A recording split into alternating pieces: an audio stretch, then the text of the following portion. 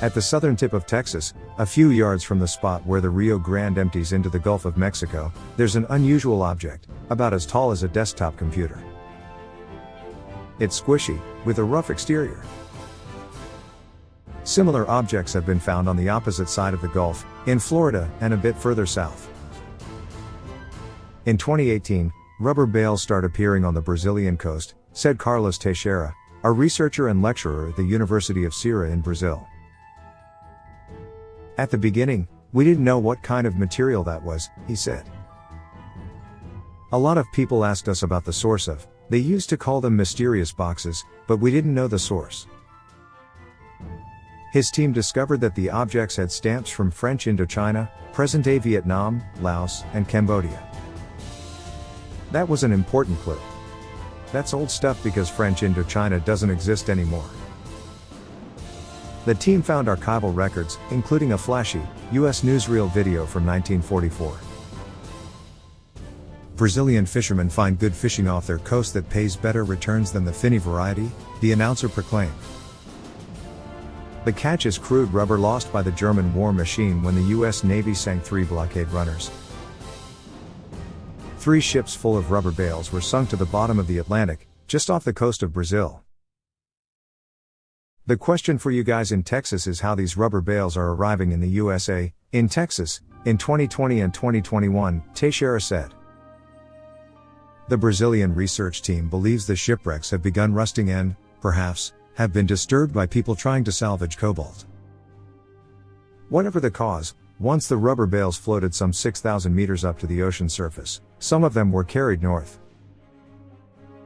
Chris Reddy, a senior scientist at the Woods Hole Oceanographic Institution, expressed doubts about the salvage theory, describing it as a possibility but also a non-trivial effort.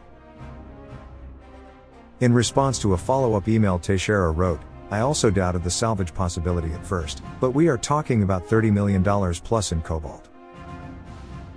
He said David Mearns, who first found the site and directs Blue Water Recoveries, convinced him of the possibility. Otherwise, Reddy described the team's research paper as spot on, saying it makes absolute oceanographic sense.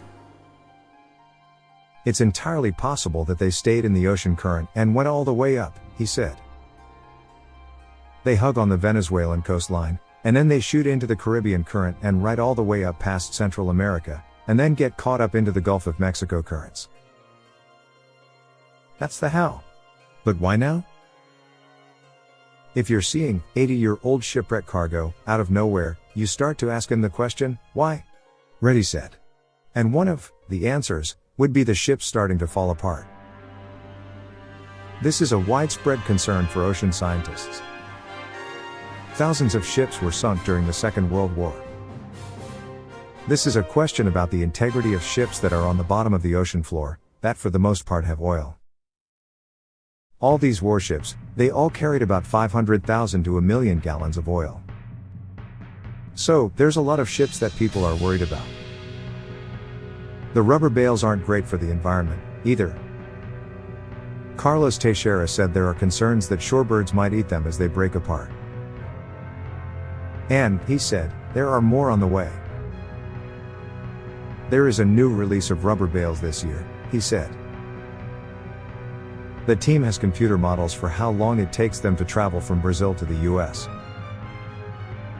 It takes more or less 8 to 9 months, he said.